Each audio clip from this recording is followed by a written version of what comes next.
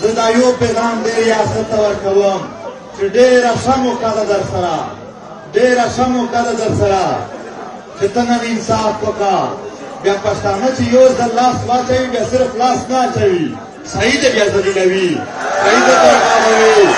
هغه پښتانه دي احمدشاه بابا لاړو، مراఠیان د هندوستان ډېر لوی پیاوړی تکړه قام دی. نن هم چې مراಠیان فلمونه جوړوي د بدماشۍ واجب وي، داسې بیا وټکول دا مراಠیان په 15,000 پوځ باندې 3.5 لکه مراಠیان داس وولل چې تر نن ورځې پورې نشان ختم شوی دی. خو والله بیا به د نشان نشي پاتې.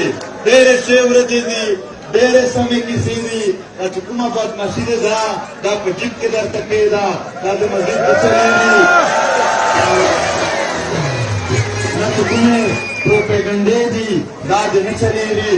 ملګرو یو اهم پیغام دا هم واورئ، په کوم شکل چې ستا تنګولو ته څوک درځي هغې چهره صحیح کوئ چې در نه هېر نه شي.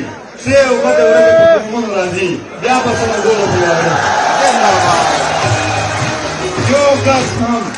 یو کس هم چې څوک درته په خوږه الفاظونو دمکي درکوي هم ټیپ ټاکې په غاړه وایي چې نن ستا ورځ ده، چې ژرنده په وار ده، ژرنده دی که د پلار ده خو په وار ده. صفا نن ستا ورځ ده ته کوه، ورځ نه زموږ پوره وختونه راځي. فارغ شو موږ چې موږ څومره برداشت کوو د خپل وطن د خپل قام د وطن دپاره کوو. موږ خپل قام وطن داسې ځای نه جګړول غواړو چې پرې چې زموږ د وطن نقصان وي. موږ د خپل وطن په داسې ځای کې بولو، په داسې ځای کې کام جوړو پرېږدی چې کام ته ګټې وي، کام ته فایده وي. خدای مو آباد لره، خدای مو خوشحال لره. د نقیب شهید روح دې خدای ښاد لري، د نقیب شهید روح دې خدای آباد لري. خدای دې دوی ته جنتونه ورنصیب کړي. خدای دې نظرجان وشمول چې څومره هم پښتانه وي شهیدان شوي دي. خدای دې طاهر شهید، طاهر داود شهید روح ته چې څومره مشران دي هغه ته ټولو ته د خدای پاک د دوی